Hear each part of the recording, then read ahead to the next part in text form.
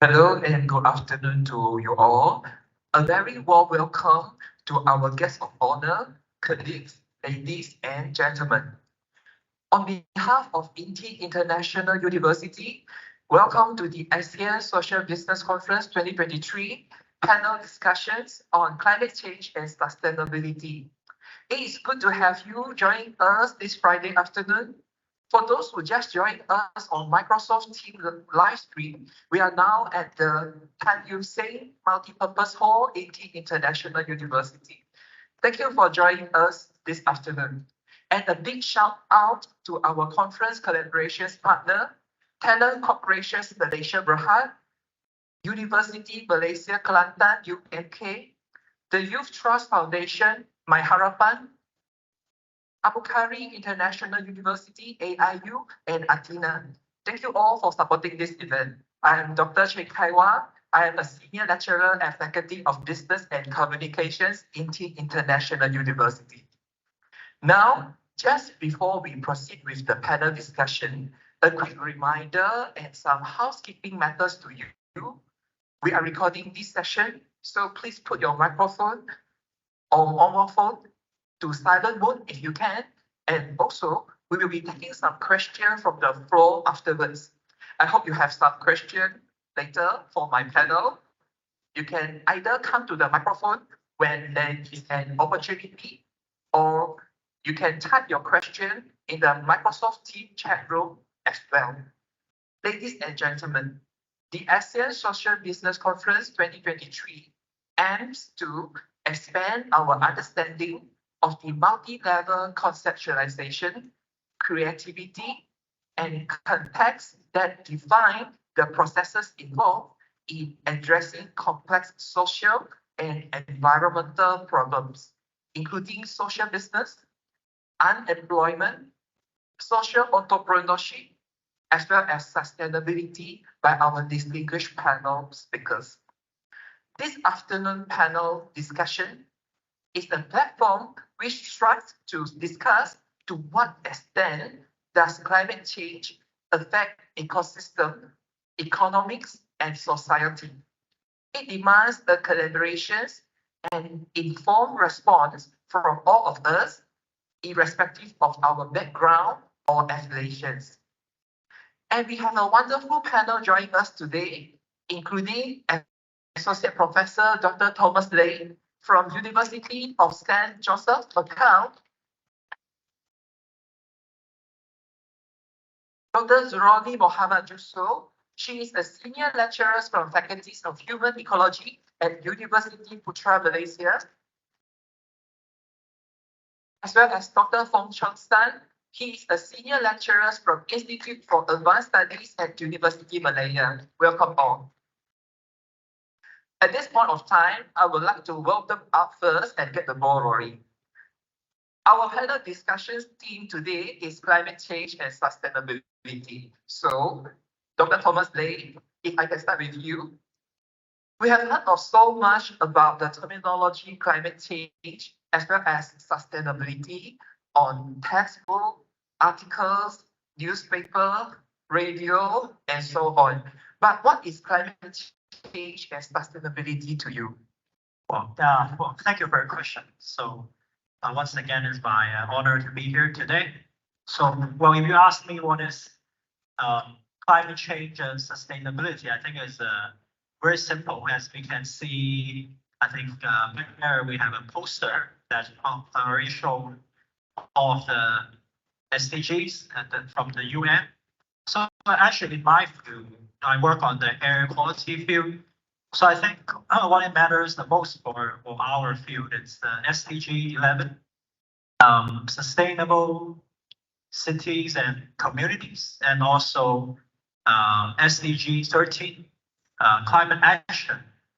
I think this means the most for myself because it relates closely related to the field that I've been working on for many years. Because as Dr. Fong has already presented in his keynote speech, from climate change.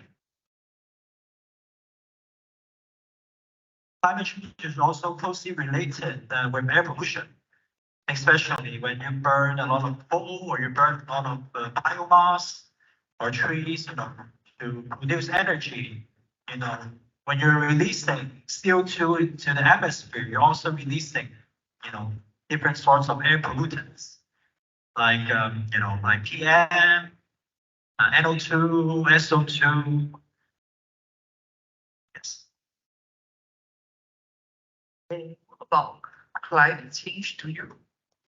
Oh yeah, climate change. Well, of course, related to the Paris agreements in 2015 in the COP 21. It's a legally binding agreement between all the UN nations. Yeah, but I think as again, as Dr. Fong has demonstrated in his speech, that I'm not sure if we're getting there, because again, referring to the graph that you showed just now, that yeah, I think not only just in Malaysia, also in Macau, in China, it's getting hotter and hotter every year. I think, well, before we tend to classify Macau, the place I came from, as a subtropical climate, but what I'm feeling is, we're getting closer to a tropical climate. So which it means there's really no winter. Okay, you can wear short sleeves, whole year round. You'll be doing okay. But more importantly, well, Macau, maybe not everyone here is very familiar with. So Macau is a specially administrated region of China. Okay, so it's now is a part of China, and well, our president, the President Xi, okay, of China, has made a announcement in the UN about the 30-60 decarbonizing goal. So what it means to us in Macau, of course, Macau also follows, closely related, follows the step of the motherland, okay, that we call mainland China. So what Macau has been doing is also introducing a lot of measures, such as switching to electric vehicles, which is one of the measures that can be. As Macau, I think most people know Macau as the gambling city, okay, casinos, okay, entertainment, okay. I think in a sense very similar to Genting, okay, here in Malaysia. But at the same time, it's very small, so we don't have any electricity production or any factories. Okay, so what we can do is, well, basically, I think on the transportation sector, okay, to reduce the emission of carbon dioxide, okay, and other air pollutants, because we don't have any electric power plants, okay, to generate any electricity. So I know it sounds very weird, maybe to all the audience here, but we import 90% of our electricity from mainland China. So we don't produce any electricity or any goods, okay, no agriculture, nothing, because Macau is only 33 square kilometers, which probably it's it's very small. Okay, so probably one district in Malaysia is bigger than Macau. So, well, finally, I think it's again, transportation would be a big sector, because we have again, it's very similar to Malaysia. I learned yesterday that everyone loves to drive in Malaysia, so no one really take the public transportation, which is actually the same case in Macau. So everyone loves to drive, although it's very small. So from one corner to another, maybe 20-minute maximum. So you can imagine how small it is. But I think moving to EVs, could be a way. Okay, at least something is can be done. Okay, by us. Okay, but I think it's again very similar to the case in Malaysia, because I'm reading one of the poster yesterday, and I see in Malaysia the adoption rates is actually quite low if you compare it to other Southeast Asian countries. So actually, it is also the case in Macau. So if you look at China, they're very popular. I know they have a brand, I think BYD, also is being sold currently in Malaysia. Okay, this is a brand from China, from Shenzhen, China. And yeah, actually, I can talk a little bit about the EVs in China. So I think they're doing a very good job. So that's why they're not only just supplying their domestic market, they start to export these vehicles, maybe as an alternative to Tesla, because the cost would be lower. Because I think these kind of alternative fuel vehicles, whether it's EV or hydrogen, I think one of the point that distracts people from buying is the cost. Okay, it's very expensive, tends to be very expensive. And I know a lot of customer, they prefer cars probably with a lower price point. Okay, I know we can purchase used Japanese vehicle in Malaysia. So yeah, I understand why the adoption rate is not very high. So it's very, very similar in Macau. Okay, thank you. Thank you very much. So you were talking about the transportation mode in Malaysia and how does it influence to the negative effect of climate change, am I right? Oh yeah, I think because if you look at the statistics for transportation, it makes up a very big portion of the emission, whether it's greenhouse gases, or particulate matter, nitrogen oxides, transportation, is a big contribution. And it is something that we can do about, because, well, obviously, again, greenhouse gases, like air pollutants, one is emitted, you can't really, can't really capture it. Okay, of course, we grow more trees, to offset, but I mean, once released, you can't really capture it. And I think, like, air pollution is a transboundary, right? So there are a lot of external factors. Okay, a lot of like the wind, could play a very big portion. And I think climate change also. Okay, of course, with now with carbon credits, I know there's a lot of trading. We try to commercialize carbon emissions. And I think it would be important, but at the same time, it could be, some, industry, could be polluting more because they have the money, to buy these credits, from companies. I think I read a report. Tesla, they're also, it's a big business actually. They have their carbon credits because again, they've been producing zero emission vehicles, because they don't make money by selling the cars. Because the report showed that they actually lose money with the vehicles that they sell, but they make it back through selling these carbon credits. So it's a big business. It's a big business.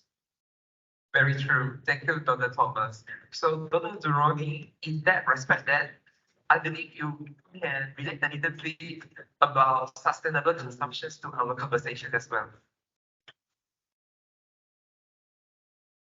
Okay, and thank you so much, Mr. Chairman, Dr. Chang, our colleague, Dr. Fong, sorry, Dr. Thomas. All right, so thank you so much. Yeah, before that, I would like to thank to the organizer to invite me for this health session. Yeah. Okay, according to the questions about the sustainability or sustainable consumption, because before this, my background, even though in the consumption economics, but mostly my research through the sustainable consumption and focusing on the household at the household level so or from the consumer side. Okay, sustainability, we know that the concept actually pertains to the responsible use, right? Responsible use and also the management of the resources. How we want to manage our resources, and we want to make sure that to meet the needs of the present, and then without compromising the ability of the future generations. Okay, so those are you all as a future generation. So you have to well manage of the resources, okay, to meet our own needs in future. All right. And also, this concept will involve the commitment, and also we want to balance it between environment, economics, and also social aspect. Okay, so these three basic commitment or balancing. We want to consider it in terms of we want to make the decision making and also the actions. And also the actions. After that, we want to ensure that the human activities, we know that human activities nowadays, in terms of waste, okay, especially in the household level, so we have a lot of waste. And then, based on these human activities, do not deplete or harm the natural resources and also our ecosystem, right? Okay, and then after we are using this or we try to practice all these sustainable consumption here, at the end of the day, actually we want to make sure that our consumers or households are in the well-being, in the well-being. Okay. So based on this one, we know that the element of the sustainability, including the environmental stewardship, whereby you want to practice to minimize in terms of the negative effects to the environment actually, all right, and including to reduce the pollution. So we have a lot of pollution, air pollution, water pollution, land pollution, and so forth. And then we are also trying to conserve our natural resources, such as solar, water, okay, and so forth, all right? And then try to protect our biodiversity also, and also try to mitigate the climate change, because climate change and sustainability is interrelated, between both of these parties, Okay, the second key elements here, based on the economic viability, right? So the sustainability seeks to create the economic system, which they are viable, try to promote the responsible based on the business practices, and then efficient in terms of the resource use, right? And also the creations of the value, at the end of the day for the society, for the society. And then we are trying to avoid the over exploitations and also over waste, right? So that's why we need sustainable consumption, because we as the consumers, we know that every day we use the products through the buying process, right? And then we should know before we buy or getting the product at the market level. Okay, at the end of the day, you should know how much of the waste that you want to throw out. Okay, so that's why the planning is more important before buying any products at the market level, right?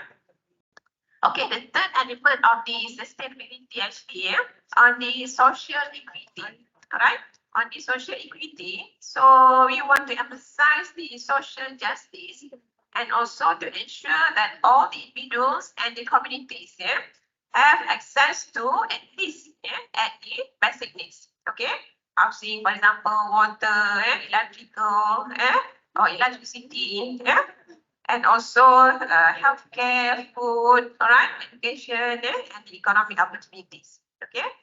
So these are also involved in promoting of the inclusive and also the equitable in terms of the societies, right?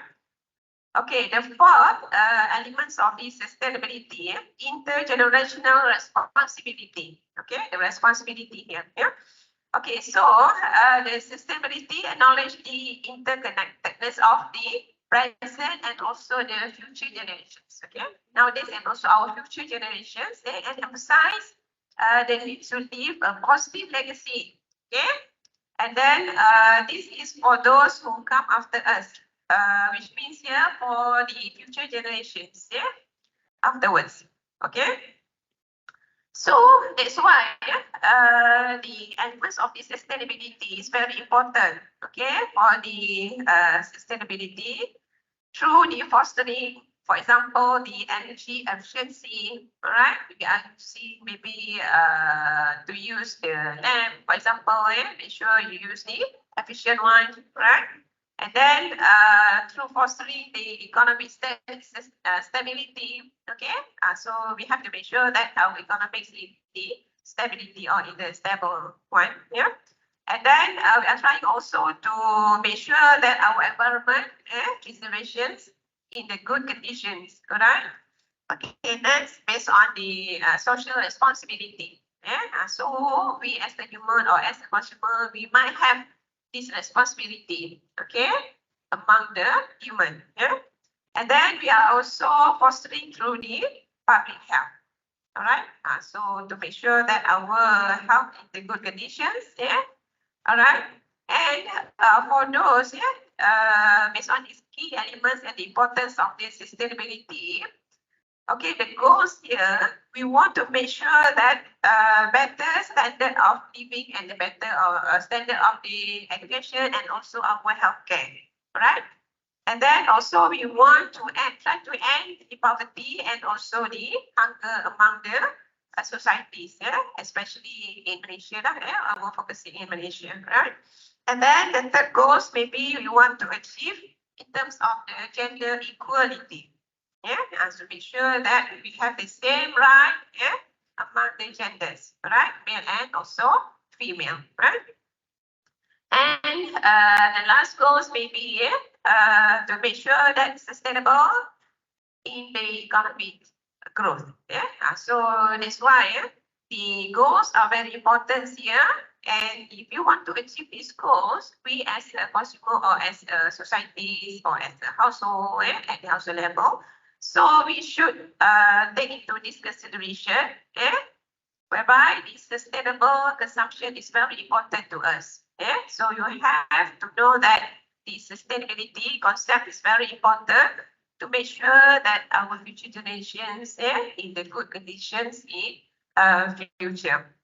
Okay, and we know that also that sustainability can be applied to the various contexts. To the various contexts. For example, in business. In business also they have the sustainability. In agricultural aspect, of course. So right now we have a lot of the sustainability concepts which are implemented into this agricultural sector. And then sustainable urban development. In Malaysia, you can see area Putrajaya. So they have a lot of the sustainable urban in terms of their development and also Cyberjaya. And then sustainable in terms of the energy practices.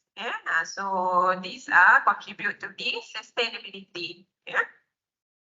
And then these are also often seen as a response to the global challenge. So that is one of our challenge, including the environmental degradations right now. And we have discussed also about the climate change, and the resource depletion, okay, and the social inequalities, right? So the efforts here, we want to promote the sustainability, including implementing eco-friendly technologies. So we have a lot of types of the eco-friendly technologies. For example, like Thomas said, from the transportation aspect. So right now in Malaysia also we have a lot of the eco-friendly technologies in the transportation, right? And then conservation effort. We try to conserve our environment to make sure that young generations can use in future.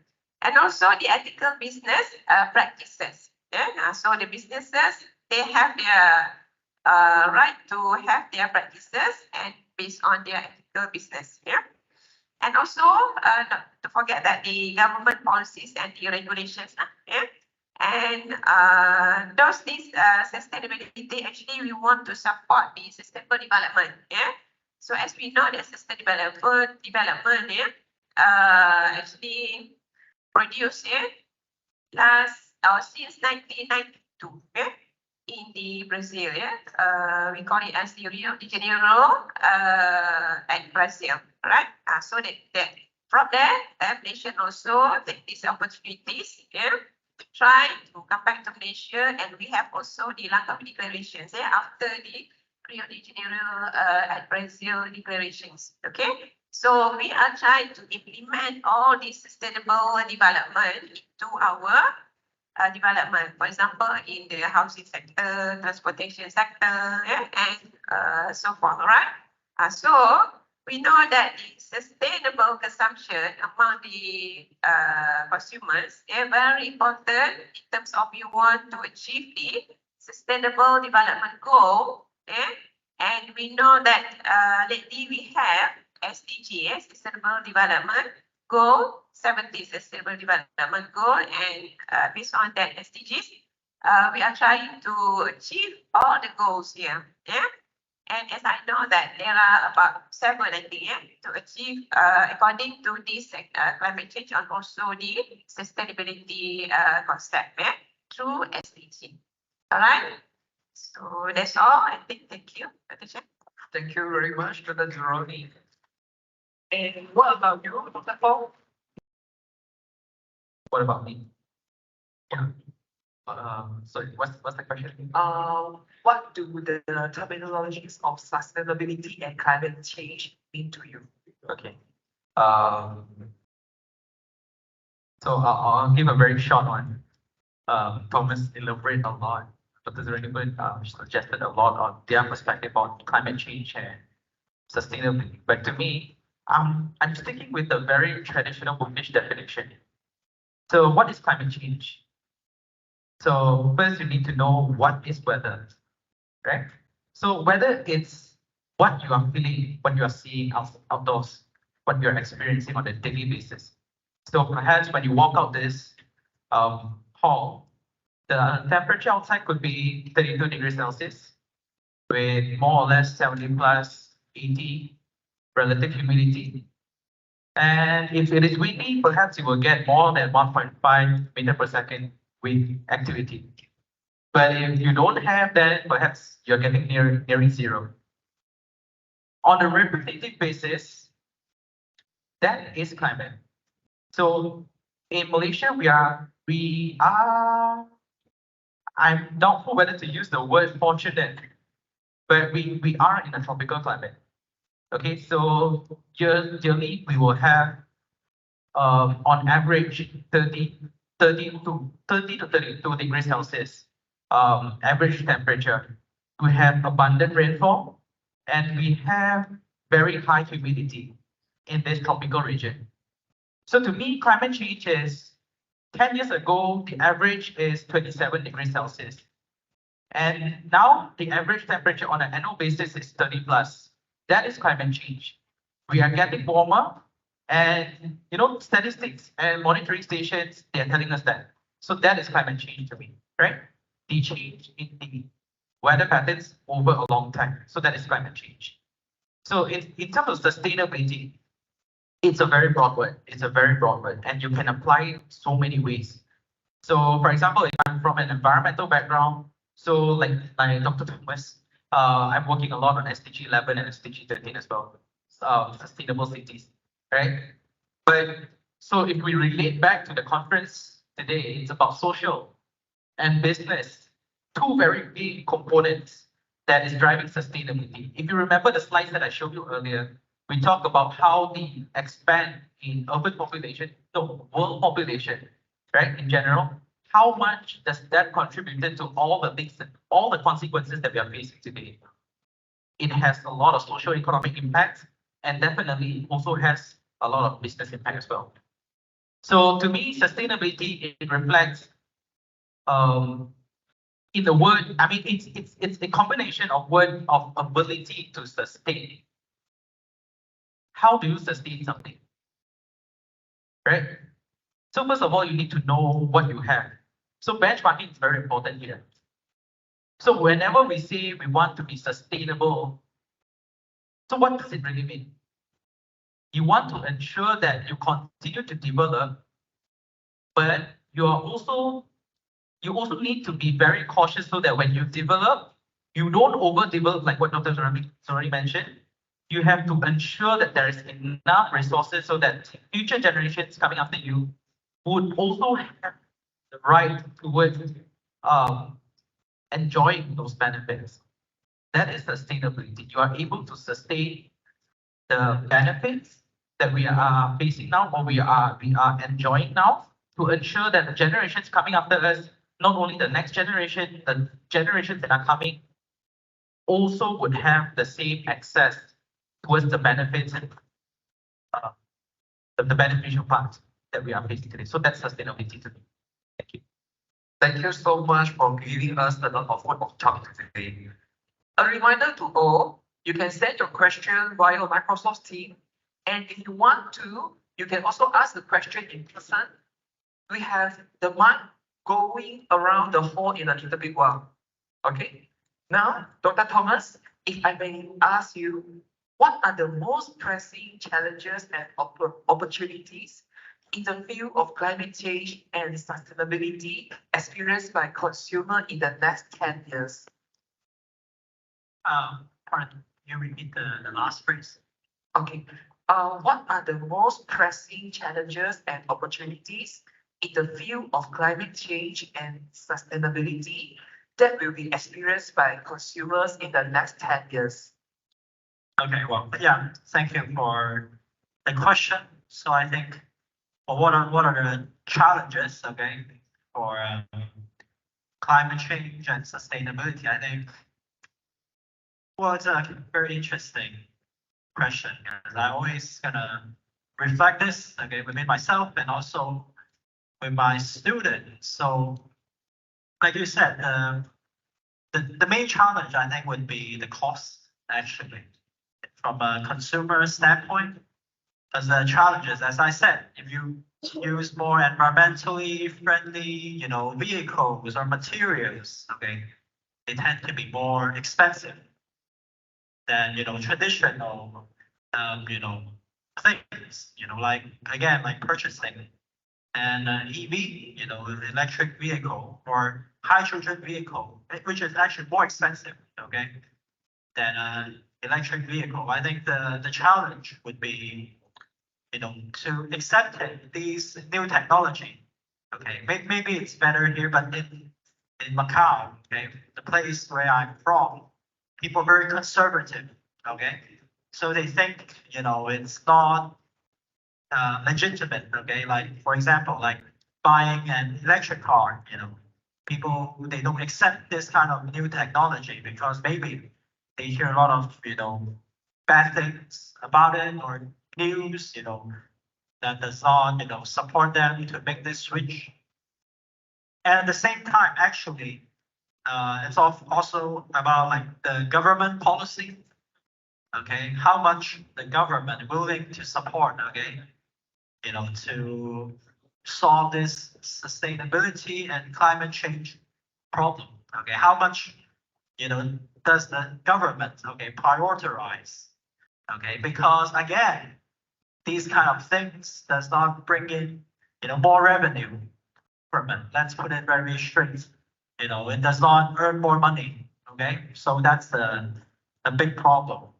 Okay, like again, I'm not very familiar with the situation here in Malaysia, but I'm talking about like in Macau. Okay, so again, it's actually quite expensive. Okay, to purchase an electric vehicle in Macau, and the price of charging it is another problem because in Macau we're very small, so everyone lives in an apartment, or here we call it a condominium. So we don't own our own house. So what's the problem? So which means you don't have your own parking space basically. You park in the parking garage, underground parking. And usually these private parking spaces, they don't have charging. And this is a challenge, okay? So if you buy a car, you cannot charge it, what's the point, right? And actually the price of charging is very similar to just going to the petrol station and filling up the gas, okay? But, for a petrol car, you take 5 minutes to the gas station and then you can, get fully fueled and, go wherever, you please. But for electric car, it's a big problem because, well, you need to find a place to charge it, and then the price is very expensive. So which I say it's the incentive from the government, okay, whether do they support this change, unless, you have a lot of incentive, people tend to, be conservative because we have vehicles burning fossil fuels for over 100 years. So it's proven technology, okay? Everybody knows, okay, when you drive a car, you need to fill it up. Whereas, an electric vehicle, you need to find a space to charge it. And then another thing is, okay, if I'm going to invest, I'm going to, install a charging station, okay, or charging for my car, okay, you can, but again, it's very expensive, okay, maybe the cost is a fifth or quarter of the price of the car. So if you add that up, and why buy it? And also, the resale value tends to be very bad. Okay, I'm not sure here. No one buy. So once you purchase, make the purchase of this kind of new technology. Okay, you're not gonna sell it. No one's gonna buy it. I'm very sad, but it's true because people don't take the new technology very seriously.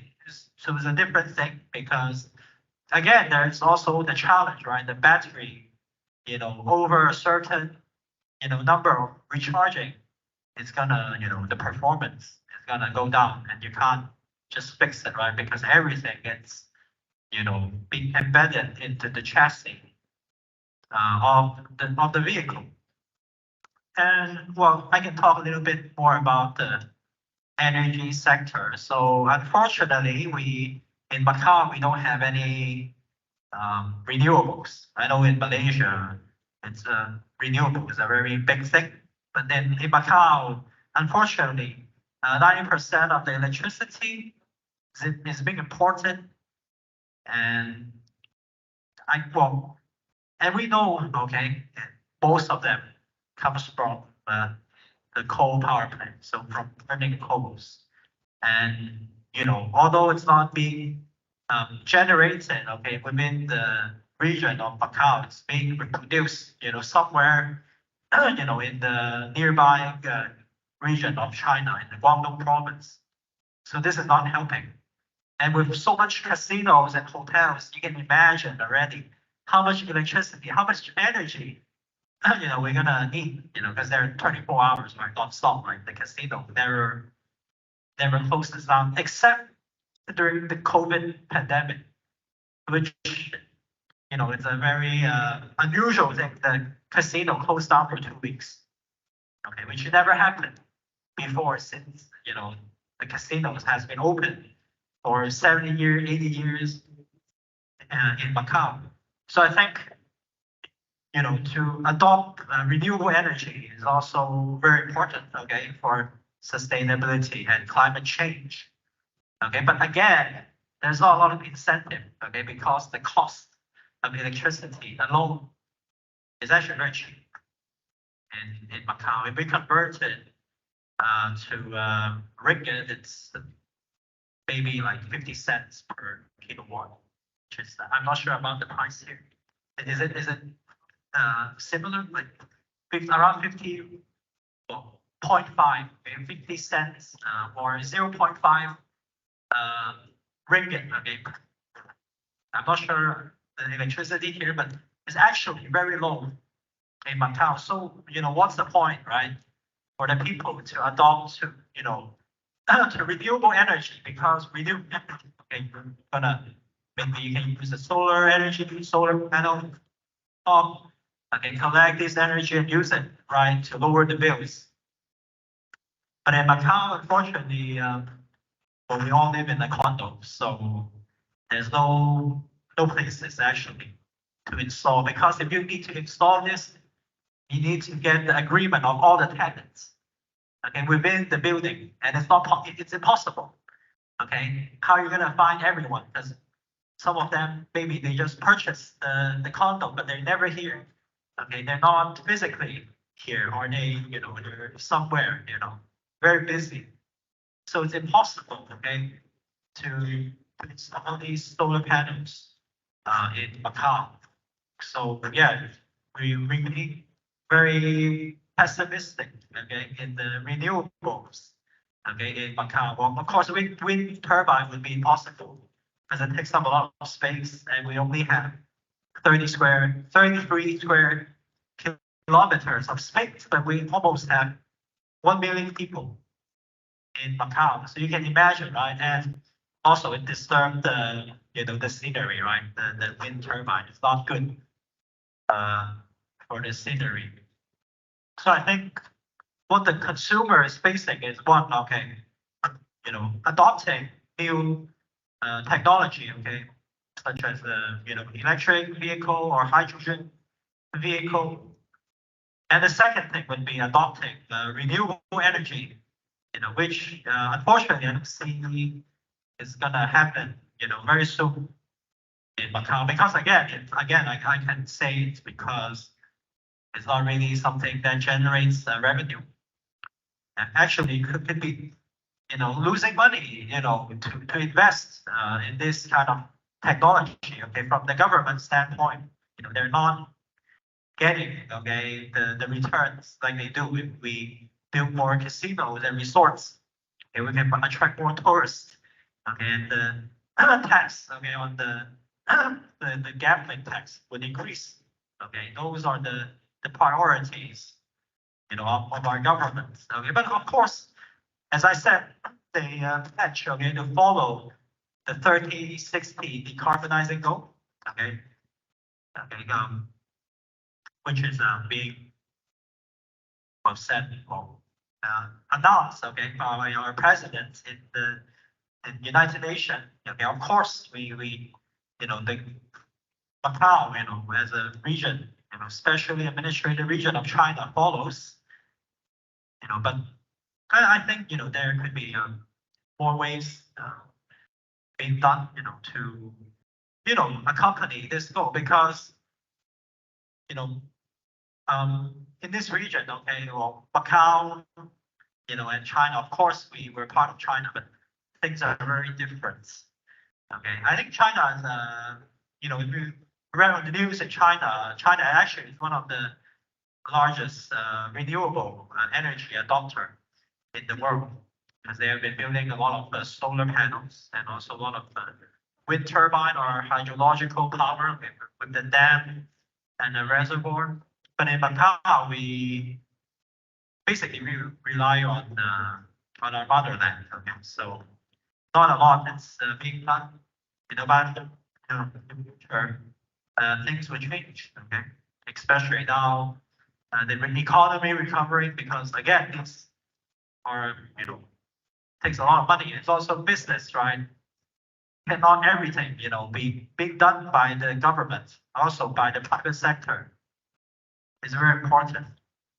So again, well, the third point would be, well, they're relying a lot, okay, on the gaming operator. So the gaming operator is the company that runs the casinos, and we have 6 of them in Macau. So they have been, well, passing this responsibility, okay, to promote sustainability, okay, combat climate change to them.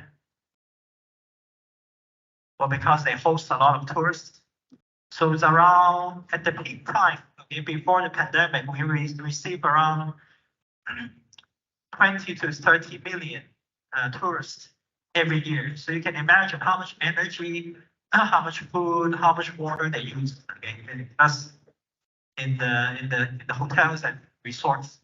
So it is important, okay, for them to have practice sustainability, sustainable practice, okay, lower the waste, don't waste any food, and perform good waste management, okay, not just to burn everything, because the waste management in Macau, as I explained to some of our colleagues, it's primarily through burning in the incinerator. Because again, due to the limited land supply, there's no place for landfill. Okay, so they have to burn it. Okay, they have to burn it. Okay, to reduce the size to about 1/10. Okay, of the waste. Okay, it's in the form of flying ash. Okay, and then they will put it in the landfill. So yes, I think these are the three challenges, okay, in Macau. Thank you. Thank you. But are there any initiatives taken by United Nations or World Bank in order to tackle this problem, Dr. Thomas? In where? You mean in Macau? Yes. Well, we have the United Nations University in Macau. So we have a branch there. So yes, they have been promoting the SDG goals, like we see in the poster back there. So they have been promoting these SDG goals, okay, in Macau. Also in I think more importantly is in the schools, okay, primary school, secondary school, because I think these need to start early. Because usually, okay, people are working in their 30s, 40s, they don't really, they cannot accept this new messages anymore.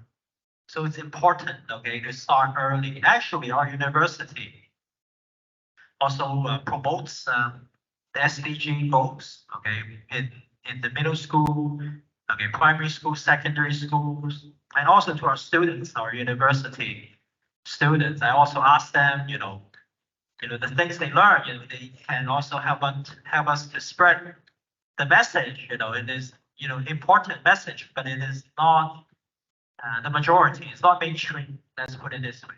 So you're not gonna see, in the airport they tell you to, be sustainable, because that's what I see when I first arrived in here in the KLIA. The first thing I see, okay, when I'm picking up my luggage is we have this sustainability summit. I think it's next year. It's very good. I think it's very good, compared to us.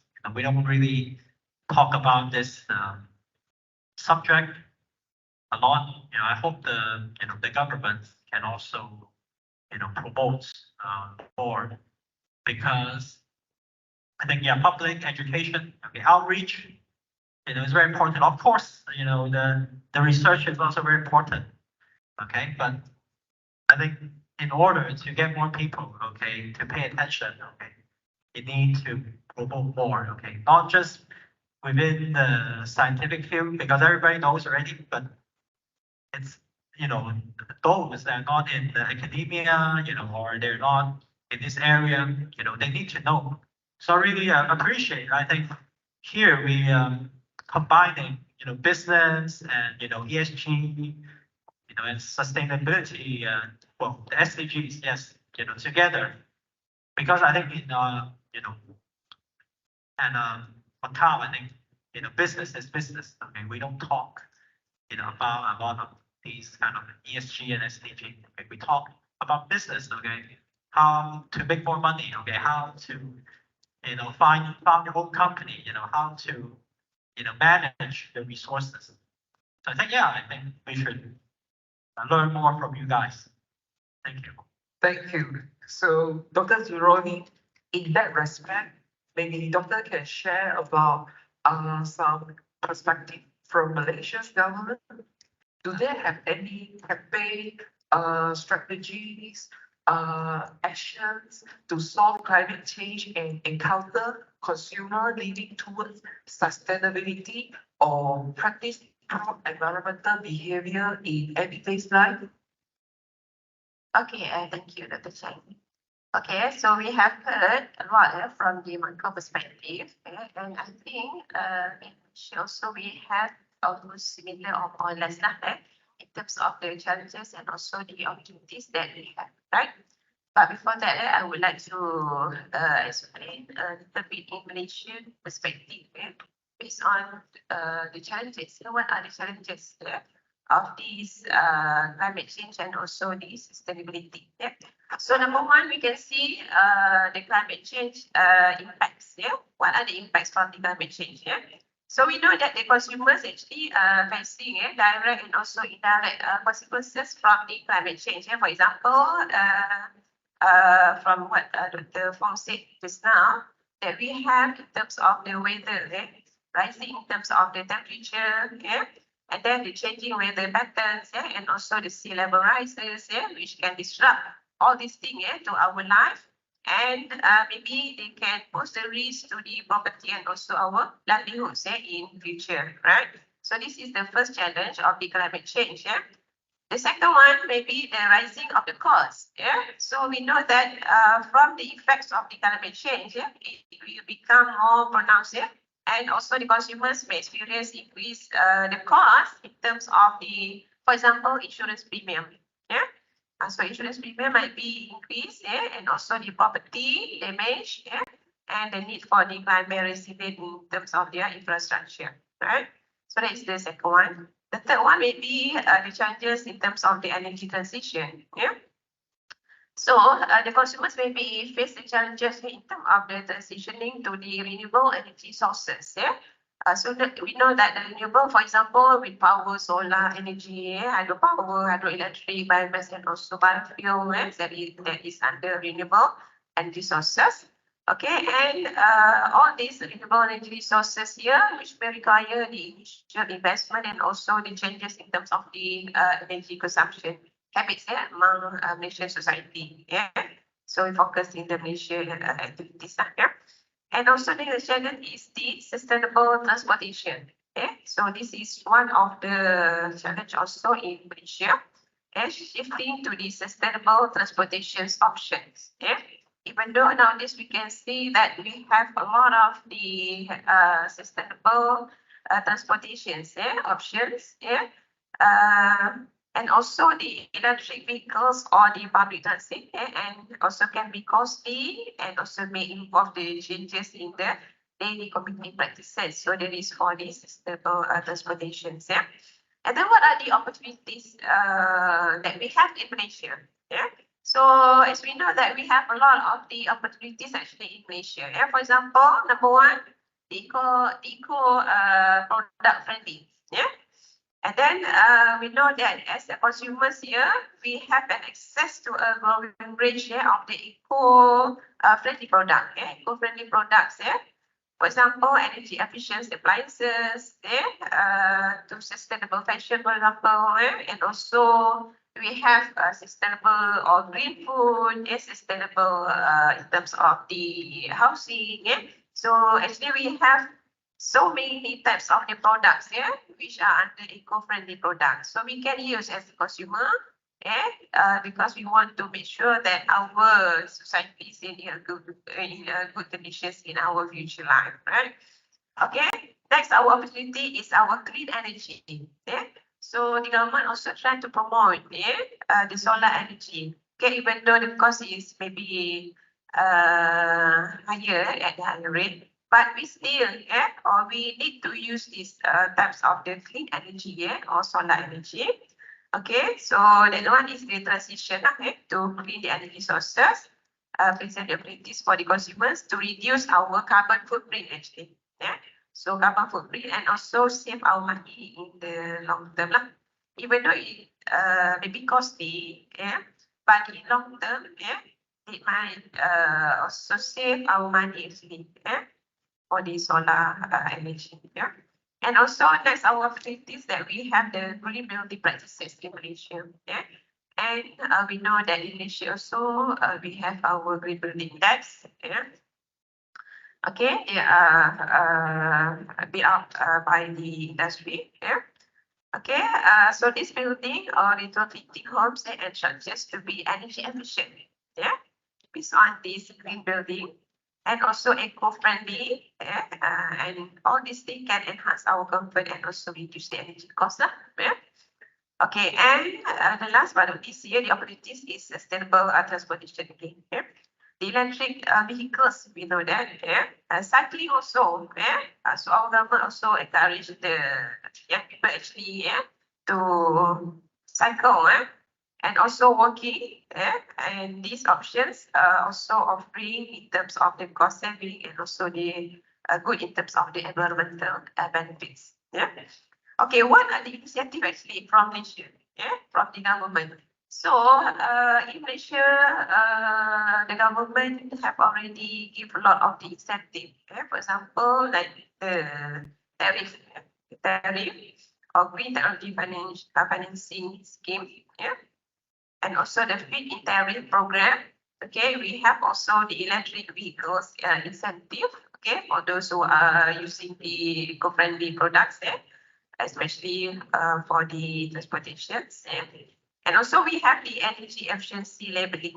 Okay. So these are from the electrical appliances, which we can help the consumers make an informed choices, and also this one can save our energy, right? Okay, and what I just said is now green building initiative. Okay.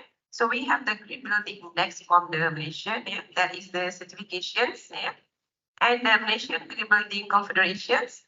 So all these green building index and confederations here, they are trying to promote in terms of the sustainable for the building, for the building practices, all right? And also actually they want to encourage the consumers to invest in the green home, green home or sustainable in terms of the housing and also the structures. So right now we all have this one. And then waste separations and also the recycling programs. So we know that the government has already introduced this program, especially recycling program or waste separations at source, and also try to promote the sustainable waste management practices among the consumers at the household level. Because we know that the household activities, especially at household level, they have a lot of the waste that they are produced almost every day. So that's why we need, or government also encourage us to recycle the product. To recycle the product. Okay, so this initiative also can increase the cost of living for the societies. Just now, at UPM also, me and also my colleague, also we have done the programs related to this cost of living by using the recycled product. So we try to implement it among the P40 actually. I think this program was successful because we have a demand from the industries also, or from the market based on the product. After they try to make it recycling and also the reuse products from the household product. Okay, so this is one of the initiatives where the government try to increase our cost of living in Malaysia right now. Even though we know that the higher in terms of the price of the products, we lead to the higher in terms of the cost of living. So this is one of the initiatives, by the government, and also we as the consumer also we can take these opportunities, to increase in terms of our recycling, our reuse, all the 3R or 5R, recycle, reuse, reduce, respite. So we can use these terms to increase our sustainability in future, right? And also environmental educations also. So the government also have a lot of campaign, educational campaign, and also the initiative to raise the awareness, and also the government try to educate the consumers about the sustainability and environmental protection. As lower as the lower level of the educational level in Malaysia, kindergarten especially. So the government tried to make education for this campaign to the children at the school, right? Okay, next maybe from the forestry and also the biodiversity conservation. So government also making the steps here to protect the biodiversity and also the forest in Malaysia and through the conservation program. So we have the programs through this forestry and also the biodiversity conservation. All right. So I think this is very important for us as the consumers to be aware of this initiative and also actively participate. We have to actively participate. Because of the government trying to spend a lot of money here for us, and then we have to take these opportunities, to make sure that we are in sustainable practices. Okay, for example, energy conservation, we are trying to reduce the waste, making eco-friendly choices at the market level, and then to support the government efforts to combat the climate change and also to promote the sustainability in Malaysia. I think that's all. That's it. Thank you very much, Dr. Jerome. So I would say if there is a will, there is a way, right? And I believe Dr. Fong have more to share with us now. Please. Okay. I'll try to be short. Especially when it comes to sustainability and climate change. Okay. It's I'm a researcher. I'm working closely with ministries. I'm also working closely with businesses doing R&Ds, working on sensors. So on one hand, I believe that technological advancement is there. It's always there. So I would like to share one story with all of you. And I'm quoting this from Professor Wu. So he's one of the United Nations Sustainable Development Solutions Network for Asia Hub Vice President. So in 2019, 2020, we had this COVID, right? And there's a race to develop vaccines.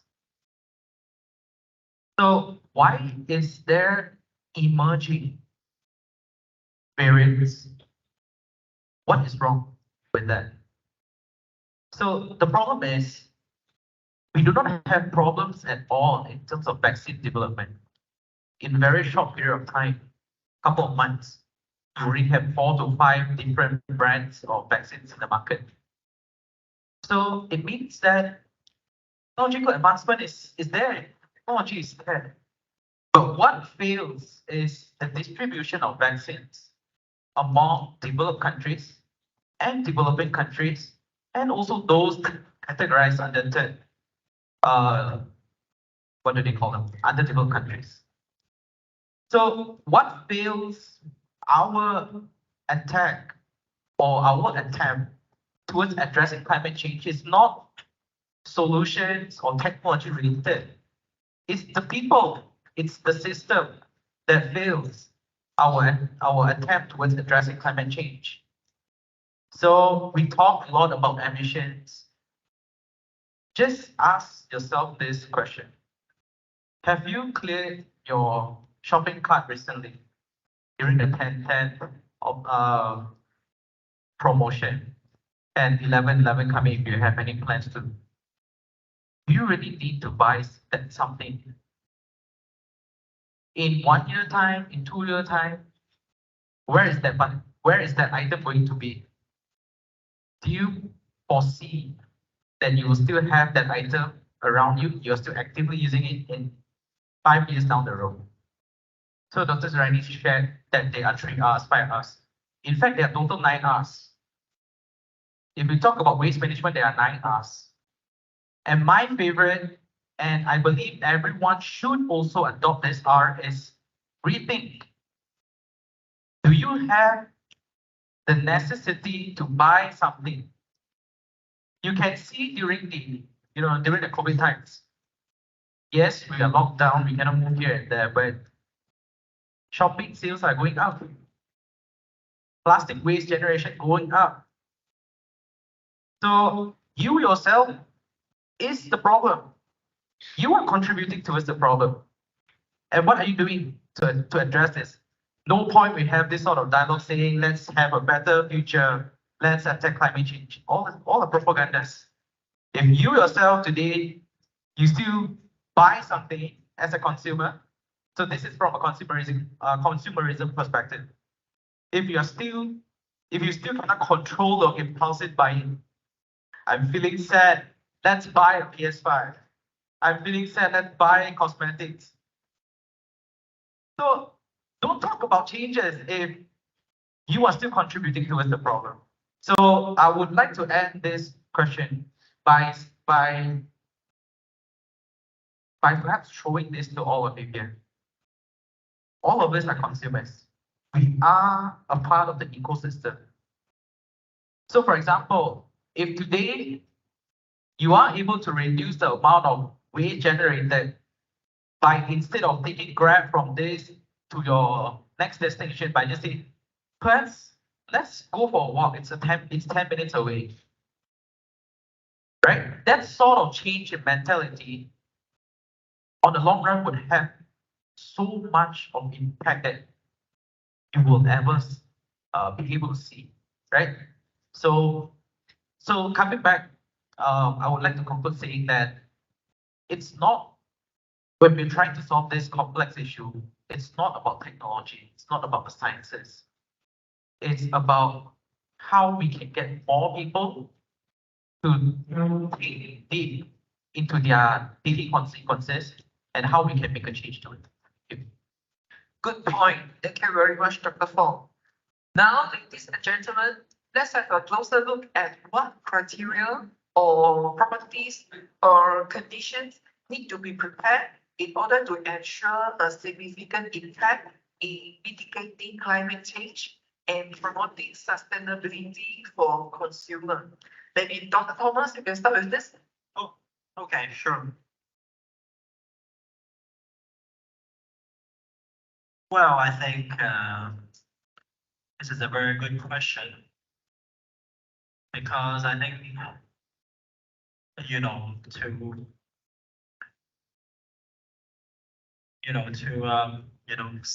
ensure a significant impact, okay, in the mitigating the climate change and promoting sustainability for the consumers.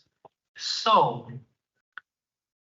I know, I can't speak for in Malaysia. Again, I can speak for in Macau.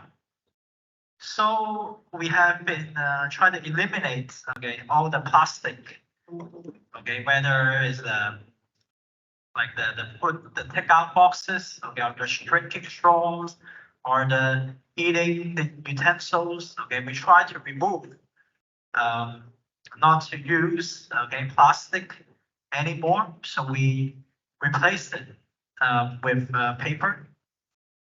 So like a paper drinking straw or paper utensils. And for the lunch box, we try to use maybe a paper box, okay, or you bring your own like a box, okay, like a reusable box, okay, like a lunch box, okay, not a plastic one.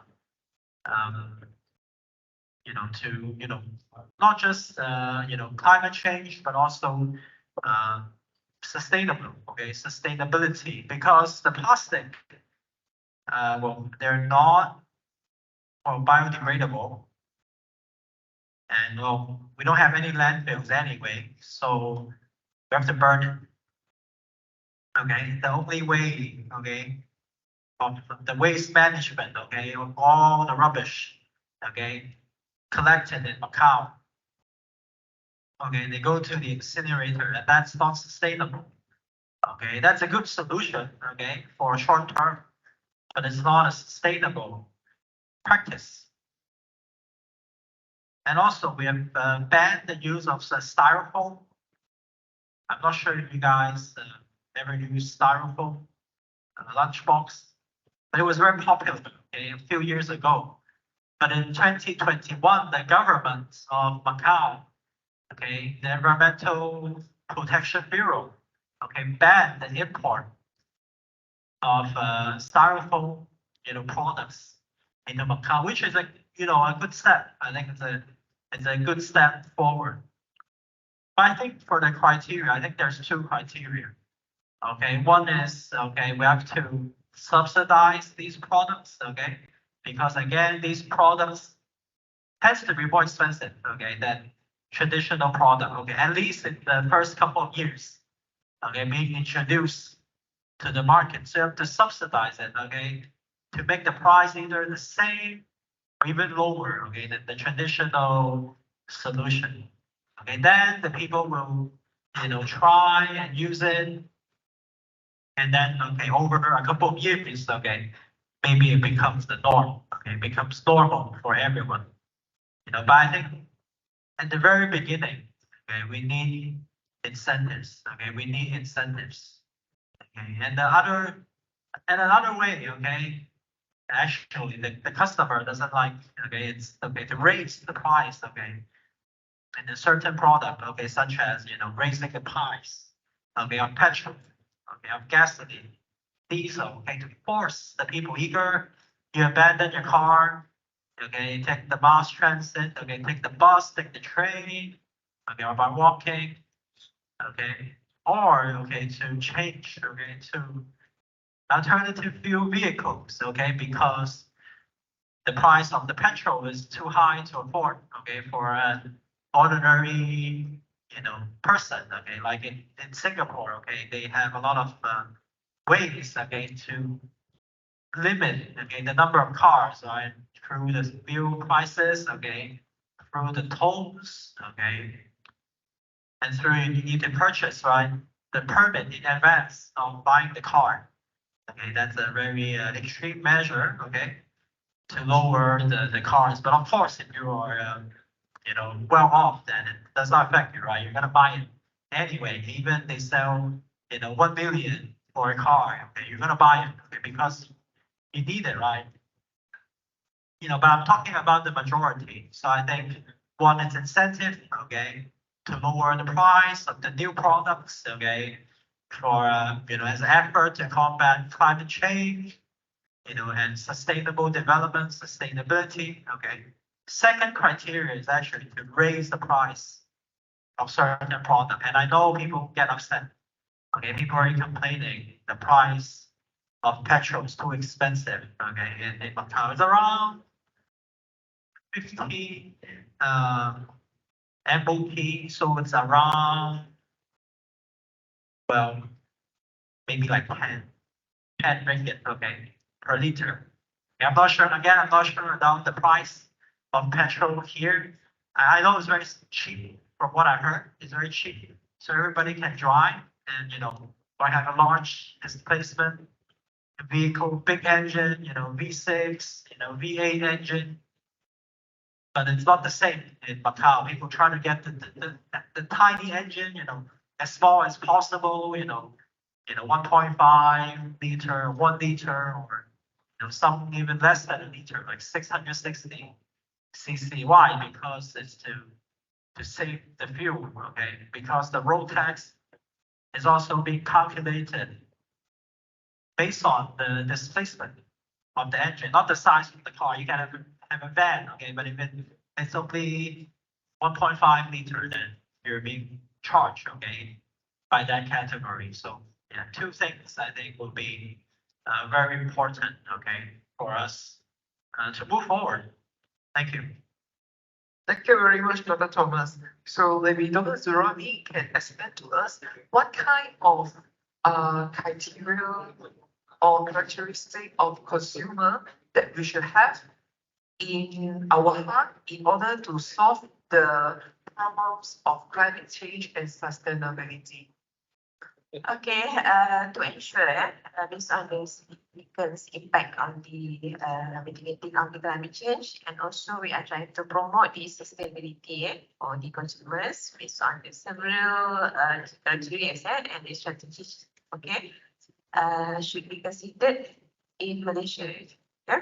Okay, number one, based on the education and also the awareness and also the awareness among the consumers actually. Yeah. So this is from the consumer education and from the consumer education. So in Malaysia, we already know that Malaysian government try to provide clear and accurate information to the consumers actually about the environmental and the social impacts of the products and also the services. So maybe through the education in schools and also at the IPTO, IPTS in Malaysia. Yeah. Okay, and instead of that, we are also trying to raise the awareness among the consumers. Yeah. Whereby we are trying to promote the understanding of the importance, the sustainability and also the climate change mitigation through the public awareness campaign and also the educational initiative by the government. All right.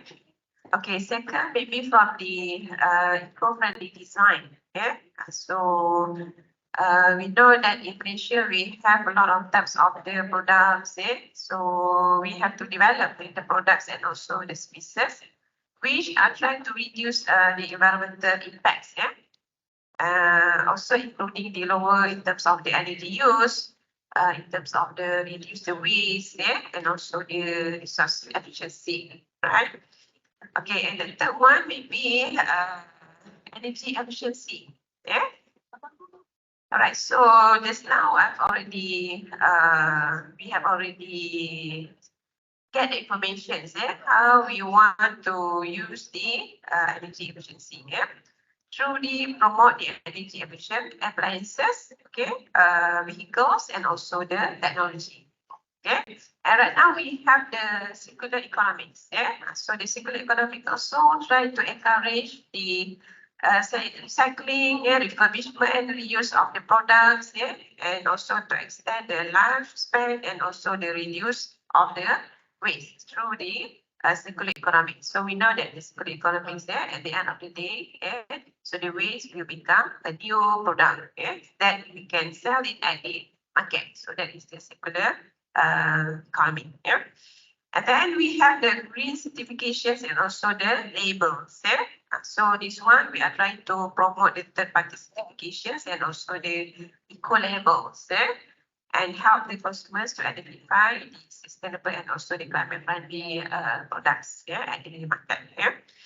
Okay, and then we have also the consumer choices. So actually at the market level, we have a lot of the consumer choices. So it's up to us. Either we want to get the sustainable products or unsustainable goods or products at the market level. So it depends on us. Okay, if you want to make sure that our world or in terms of the state, so we have to use these products which are sustainability.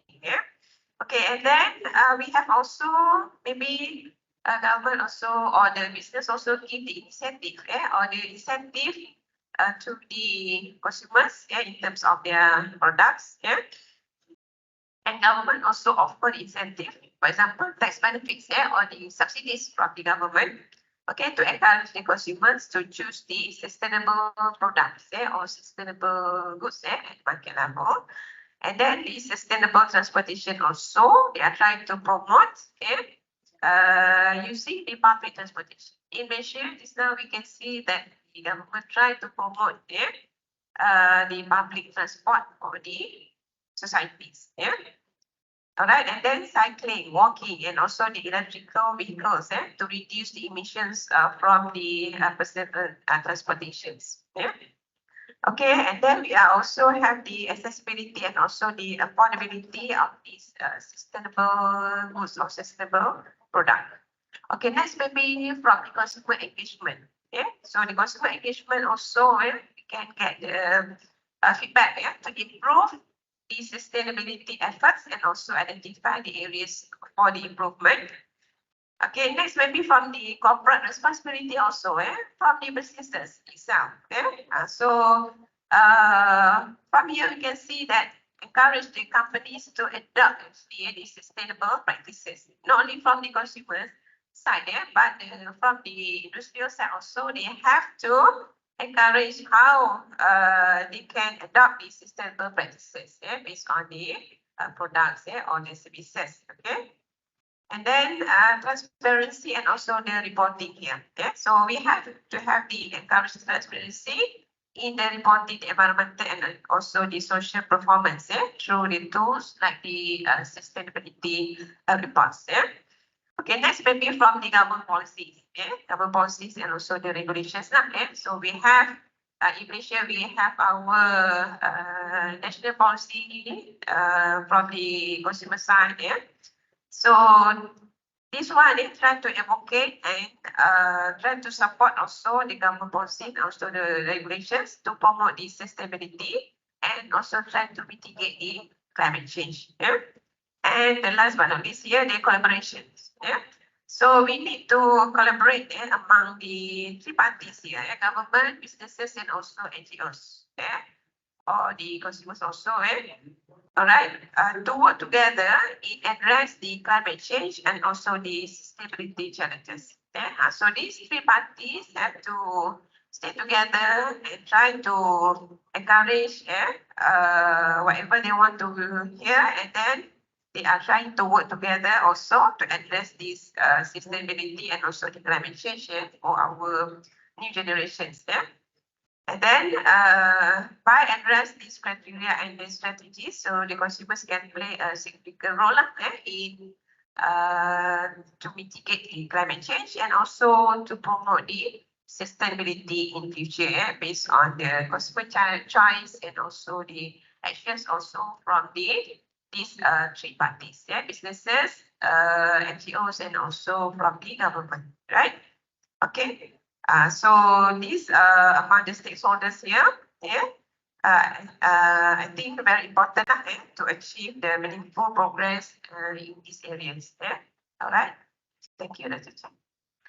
Thank you, Dr. Zuroni. Just one additional question for you. Do you mind to share with us what is so important for us as a consumer to understand the impact of climate change and sustainability? Okay, just now I've already talked about the importance of the climate change. So for me, it is very important because just now we can see that the weather, especially because of the global warming effect from the climate change, so we need as a consumer to move to make sure that our life in the sustainability side. So this is very important, and how we want to make sure that we are using the sustainable products in future. Okay, so based on this one, we as a consumer we should know what are the green or the sustainability or the sustainable product at the market level, and if we're using this sustainability or the sustainable products, so in future we can see that our future and also our world in the good conditions, and also for our future generations also. So that's why we have to have this sustainability concept, and also the in terms of we want to make sure that the effect of the climate change to our societies, not only in Malaysia, but I think in over all the world, in all over the world, I think, because this sustainable development, which they are trying to produce based on the SDG or Sustainable Development Goals in year 2015, through 17 SDGs. And from these SDGs, we know that we are trying to ensure that the societies not only in Malaysia, but in overall the world here, in terms of the sustainable and also in the right conditions, sustainability concept that we are using in these situations. Okay, that's right. Thank you very much, Dr. Zuroni. And next will be Dr. Spongstons. Do you mind to share some specific examples or personal experience, or you may give me some of your expectations that how consumer can practice sustainability behavior in life?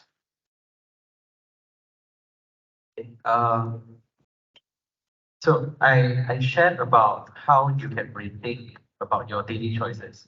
So I stick with that.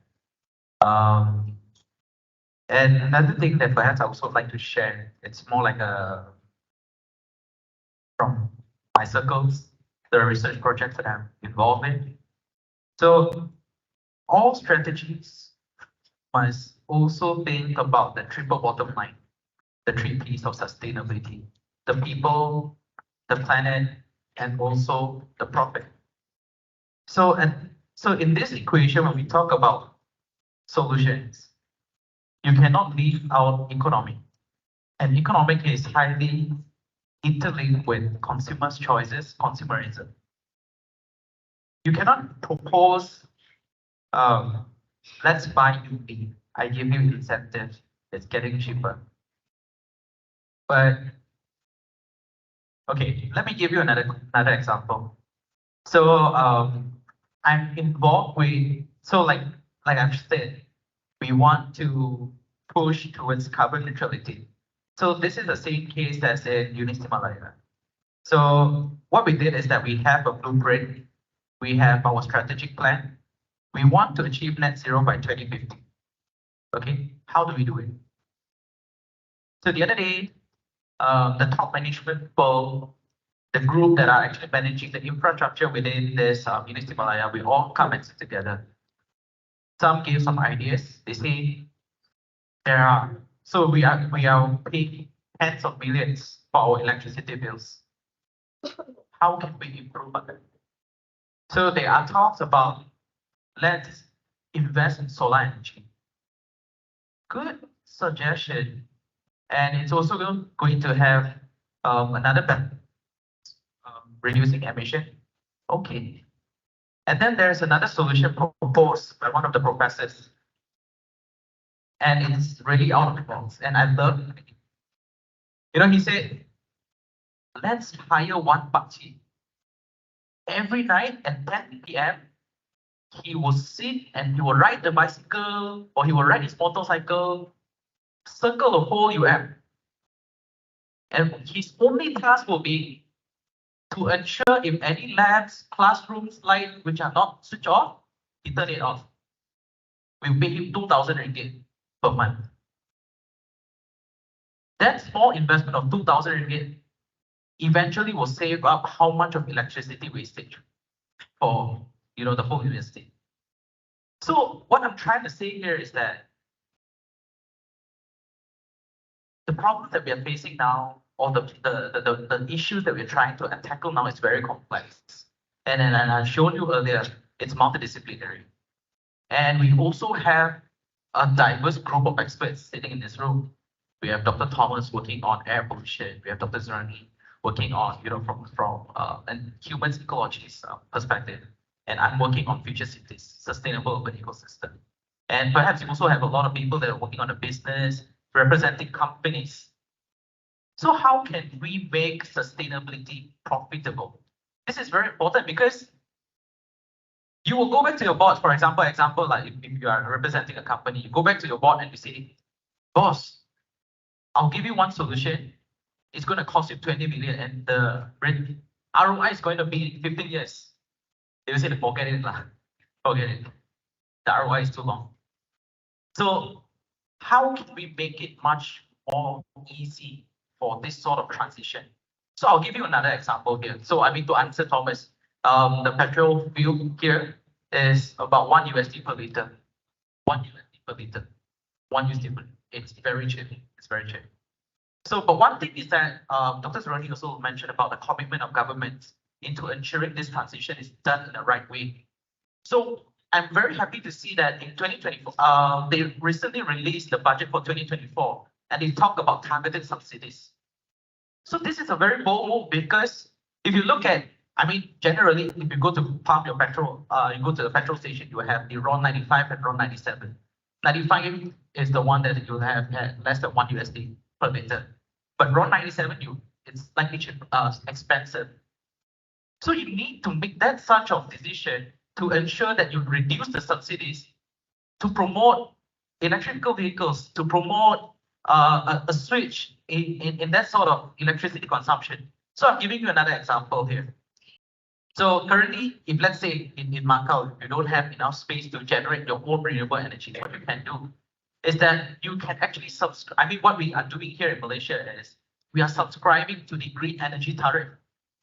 It's slightly expensive, but the energy that is generated from the power plant is actually coming from a green source. It can be from hydro, it can be from solar, etc. So if you make it simple to adopt to that sort of transition, you are still able to contribute to the reduction in emission without doing that much. You do not need to invest that much. Another example I would like to give in terms of adoption of renewable energy in Malaysia. So in the past 2 to 3 years, you can see that there are a lot of adoption of solar panels in Malaysia. So how do they do it? So I've talked to a lot of solar, I know in fact big companies providing solar solutions in Malaysia. Their business model is very easy. They will go to customers and say, you need to pay RM0 to install this solar panel. I will come and do it for you free of charge. But in return, the amount of electricity that you save from this point onwards, I just want 5%. I wouldn't remember what's the exact percentage, but I want a small portion out of it. So if you are the consumer, right, and somebody comes to you and say, I can help you install a solar panel at your house free of charge, you are transitioning from depending on what do you call this, fossil fuel-based electricity to a green renewable energy transition for zero charge. And in future, I just need to pay you a small amount that I save from the total bill that I need to pay if I still subscribe to the brown energy tariff. So we need that sort of business model to ensure that other type of initiative take off as well. So again, coming back, Dr. Zorani already mentioned that a lot of key focus area that we can work on. So perhaps I would also like to highlight again. So I wouldn't say what are the strategies, but I would say where is the focus area. First of all, cities, because cities are emitting 70% of greenhouse gas emission, and that is contributing directly to the climate change that we are facing now. Then the second sector is actually energy sector. How can we transition away from fossil fuel based energy into renewable ones? So we talk a lot about how we can increase the mix of energy. So in Malaysia, that's a funny thing. Perhaps some of you would know, some of you don't. We are in a country that we have ample of sunlight. How come solar energy is not good enough? So, I mean, FYI, solar energy is, the efficiency of solar energy currently is just about 20%, at max 30%. So we are wasting a lot of, so it's not that efficient. In fact, some places are already looking into the possibility of using hydrogen as the source of energy. Sarawak has been, the Sarawak state has already been very active in adopting that sort of technology. I heard that some of their vehicles, their public transport is already running on hydrogen fuel. So I'm not sure how true is that, but that sort of transition shows how committed a state government is, and it should also be reflected in the government that we have currently, how we can actually make impactful changes. Okay, thank you. Thank you. Just a very quick last question for our panel speakers today. Let's start with Dr. Thomas. Could you please share with us what are the consequences of climate change and poor sustainability practice towards consumer in the long term? And if we could manage it well, what kind of benefits that we can enjoy from these practices? Okay, well, yeah, thank you for your questions. So, well, what are the benefit? Of course, I think this is a very good question because I think, well, again, I'm talking about people, the community in Macau. They don't see the value, unfortunately.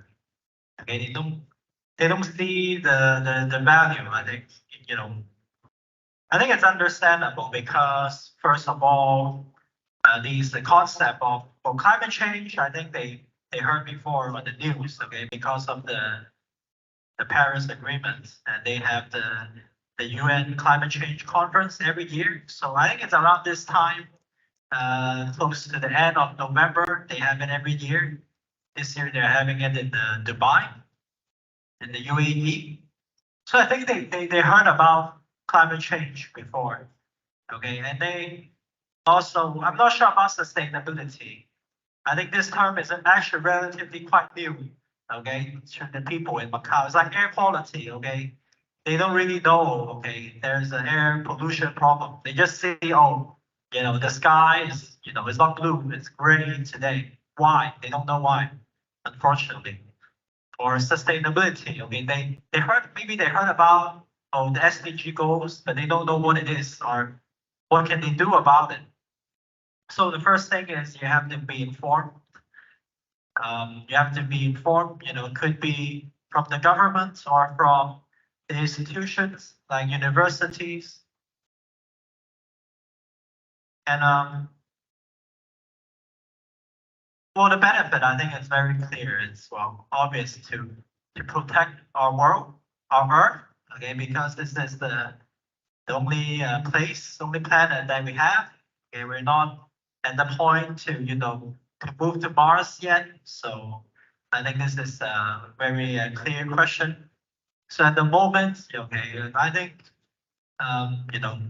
inhabitant, okay, of the Earth, we have, we're responsible, okay, to protect the Earth. Okay, this is sustainable development. It's also a duty, for everyone, okay, to protect the Earth. But I think more promotion is needed, okay, because people may not know how to do it. For example, very simple questions like when you recycle the bottle, okay, you're supposed to wash it, right? Not to just dump it after you're finishing your Coca-Cola and then you just dump it into the recycling bin. You're gonna pollute, okay, contaminate the rest, and then in the end, you throw away everything. Okay, just very detailed, some very small detail, it makes a difference. So yeah, again, the benefit, I think the first point would be, okay, protecting our Earth.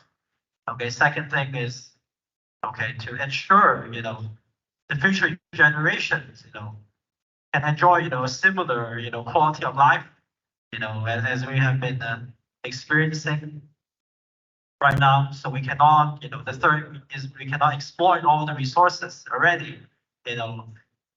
Of course, we continue to use fossil fuels.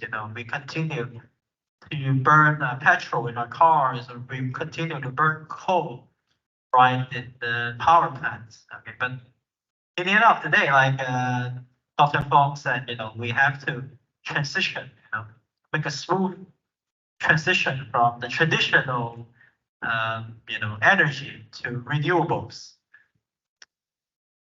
Yeah, I think I'll end here. Yeah, thank you. Thank you. I see. And what about Dr. Zuroj? Okay, since we are running out of time, so just a little bit there.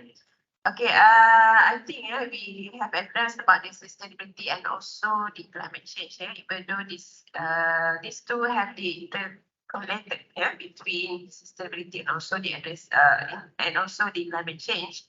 So we still have the challenges in our future life and also the daily life. And based on this one, as a public awareness or as an individual, so we might have the commitment to make sure that the sustainability must be continue to grow in future in our life, and it, I think, becomes increasingly important to adopt a holistic approach. A holistic approach to mitigate the climate change and also the promoting of the sustainable future for all, and also for our future generations, yeah, in future. Alright, so make sure you have to, we as the consumer, we have to make the right one, the best choice, yeah, at the market level. Okay, so that to meet the future life in our future, yeah, or in the daily life, right? Okay, thank you, that's all. Thank you. Dr. Fong, quick one, please. Okay. So if we don't do proper things for climate change, we are doomed.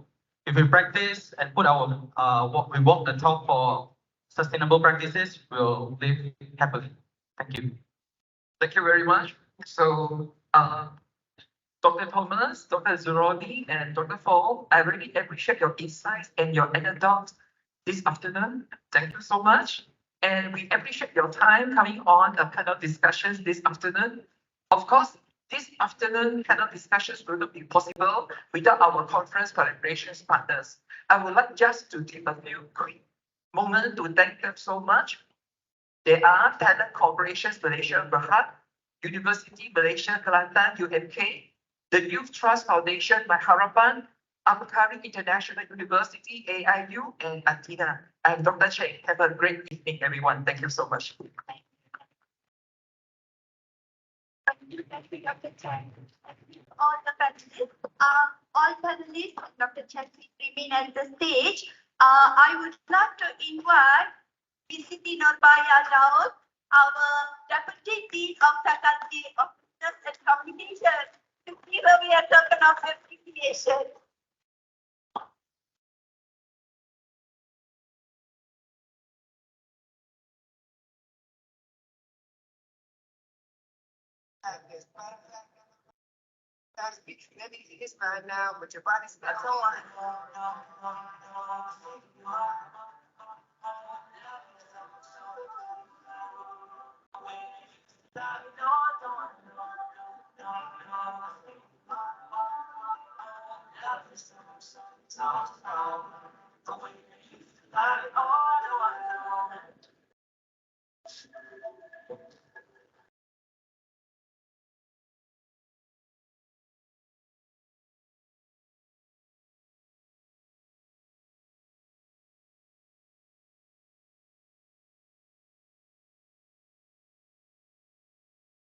We have a group photo.